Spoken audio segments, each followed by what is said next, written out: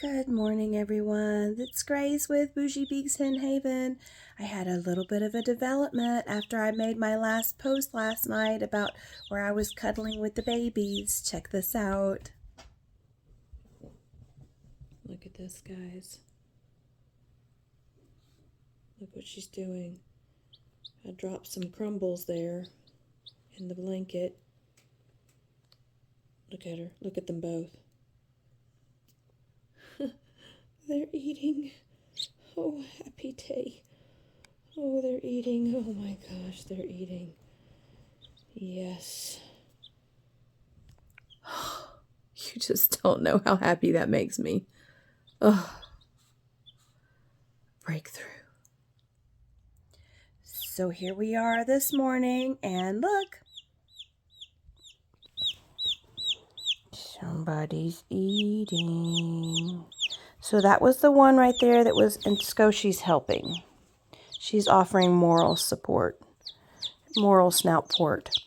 So this is the one that was the stronger one that had the labored breathing, but it had gotten 3/4 of the way out of the shell. Scotia, stop. You're not helping anymore. And this is the blood loss chick here, and she will eat some too if Scotia'd stick her nose out of it. Scotia, stop.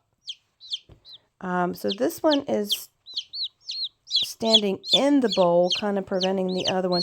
Getting them both together is kind of a pain, so I'm just trying to hold them here, kind of like if a hen was lightly sitting on them. And then that one's really interested in eating.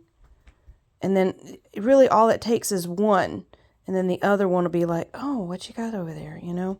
So I've gotten the blood loss chick to take a couple of bites. And this one over here, we got to come up with some names. Nobody offered any names. Y'all are watching my videos, but you're not helping me out here. I've got to name these things. Look, that one's eating. This one over here is still like, who's going to feed me? Okay, so they ate pretty well, but they didn't fill their crops. You may be wondering what I'm feeding them. This is just Grow Gel with some baby crumbles in it. Everything is nice and soft. The crumbles just sort of add a different layer of they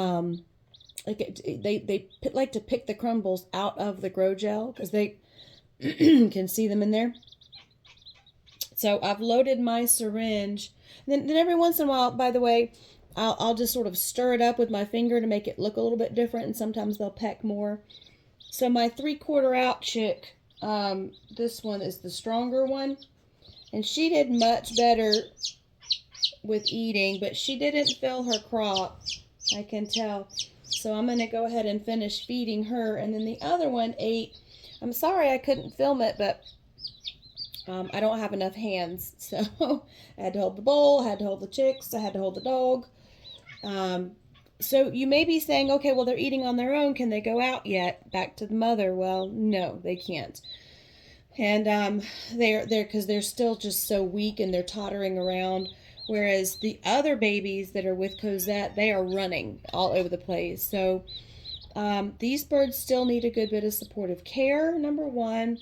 Number two, if I put them out there, they may get picked on by the other birds. They also might be rejected by Cosette. I do not know. And we're not out of the woods with these guys yet. Just because they're eating and getting stronger does not mean that there wasn't something wrong with them to begin with as to why they couldn't get out of the egg, or even some damage that was done to them while they were stuck in the egg for so long. And that, especially that other one over there, the blood loss one that had so many brushes with death. So for now, they will be here with me, and we will keep plugging away. But the fact that they're at least starting to show some interest in the food is like, ah. A couple of parting words here. Make sure if you've got a chick like this that you keep checking their little bottoms.